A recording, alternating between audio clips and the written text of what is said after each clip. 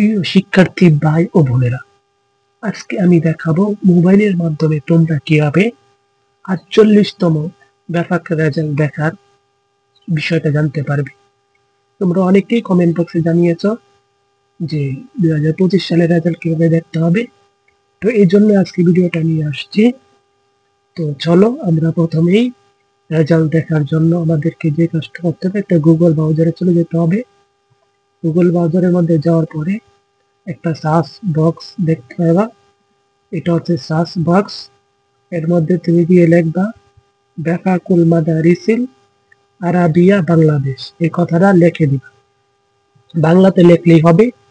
লেখার পরে তোমাকে নিয়ে যাবে এই একটা ওয়েবসাইটের মধ্যে। সেখানে গিয়ে বেফাকুল মাদারিসিল আরাবিয়া বাংলাদেশ, এই ওয়েবসাইটের ভিতরে তুমি প্রবেশ করবা। ভিতরে প্রবেশ করার পরে তোমার কাজ হচ্ছে ব্যক্তিগত ফলাফলে সরাসরি এখানে দেখতে পাবে। ব্যক্তিগত ফলাফল দেখবার জন্য তোমাকে যে কাজটা করতে হবে সেটা হচ্ছে, এটা তো ব্যক্তিগত ফলাফল, এছাড়া তুমি মাদ্রাসা ওয়ারি ফলাফলও দেখতে পারবা, মেধা তালিকার ফলাফলও দেখতে পারবা।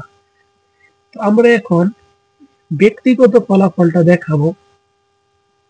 ব্যক্তিগত ফলাফল দেখার জন্য তোমাকে যে কাজটা করতে হবে, প্রথমেই তোমাকে নির্বাচন করতে হবে তুমি কত সালের পরীক্ষার রেজাল্ট দেখতে চাও। এখানে 47তম 46তম দেওয়া আছে, কারণ 12টার আগে এখনো যেহেতু প্রকাশ পাই নাই, এই কারণে তুমি 46 47তম দেখতে পাবা। তো আমরা তোমাদেরকে দেখানোর জন্য আপাতত 47তম কেন্দ্রীয় পরীক্ষাটা দিলাম। তারপরে তুমি মারহালা নির্বাচন করবা। ফজিলত মালহারা দিবা নাকি সানাবিয়া উলিয়া, অর্থাৎ তুমি কোন জামাতে পড়ো, কেন জামাত নির্বাচন করবা।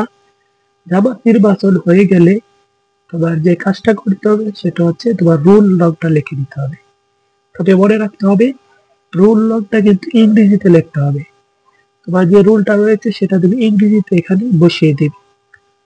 রোল নম্বর লেখা শেষ হয়ে গেলে আরেকটা রেজিস্ট্রেশন নাম্বার পাবা, সেখানেও তোমাকে ইংরেজিতে তোমার রেজিস্ট্রেশন নাম্বারটা লিখতে হবে। ইংরেজিতে রেজিস্ট্রেশন নাম্বার লেখা শেষ হলে সার্চ এই বক্সটা আমাদের ক্লিক করবা, যেটা তুমি লাল দাগে দেখতে পেয়েছো। সেখানে ক্লিক করলে তোমাকে ফলাফল দেখিয়ে দিবে। দেখতে পাচ্ছ পরিপূর্ণ ফলাফল তোমার সম্মুখে চলে আসছে।